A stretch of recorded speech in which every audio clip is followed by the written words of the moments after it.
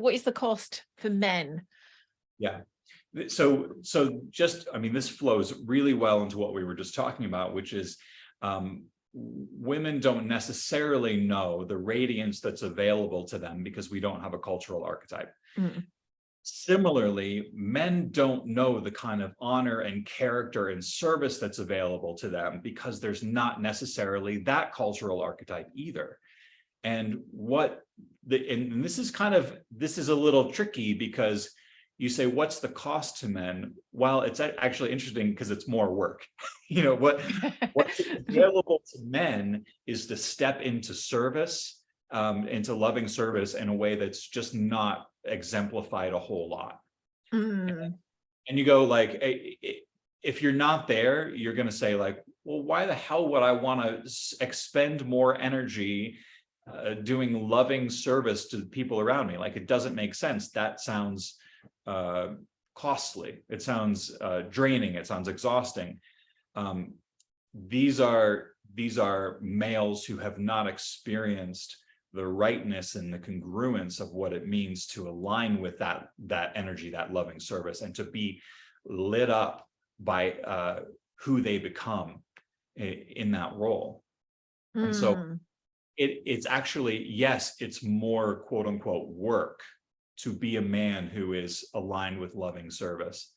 But there's a rightness and a trueness and an honor about it that is worth it at a level that far outweighs whatever it costs to show up for people. Mm. Yeah, I love that. Okay, it's actually really been helpful for me to see the kind of like the extra level of barrier that's there to move into that third stage. But also, I think it'd be useful to look at, and this links to the conversation I had on the podcast last week with Craig Richardson about, it was based around a Bly quote that was something like, men are no longer known for the activities they used to be known for, something like that. And then the cost of that, a cost of men not having that sense of like role and purpose and being honored and valued for that, which I think to a large extent is what we see when we look at the, how men are feeling, the rates of suicide and all of these different ways that men are struggling, which doesn't get huge amounts of focus because the focus has been so much on women. But it's very much seems to me that men are suffering from a lack of what you're calling loving service, even though moving into loving service seems like it would be the costly part, and would be, just to be clear, it would be too.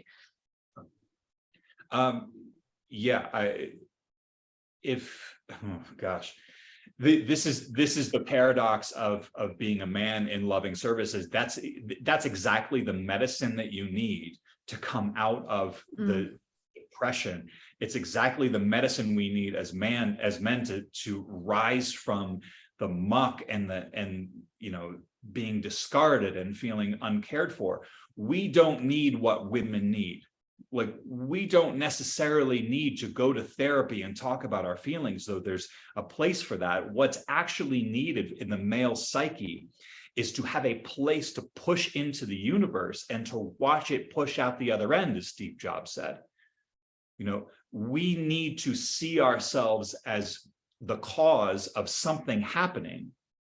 And again, if I could just go above my pay grade and talk about a cultural critique here, corporations and large organizations have largely made it very difficult for an individual man to feel like he's pushing anywhere in the universe and seeing something pop out the other end, because everything's kind of done for you. We don't hunt anymore. You buy a frozen package of things, so even that day-to-day connection with the fact that I'm doing something that affects my family and that affects the world has been sanitized, shrink wrapped, and told to microwave it.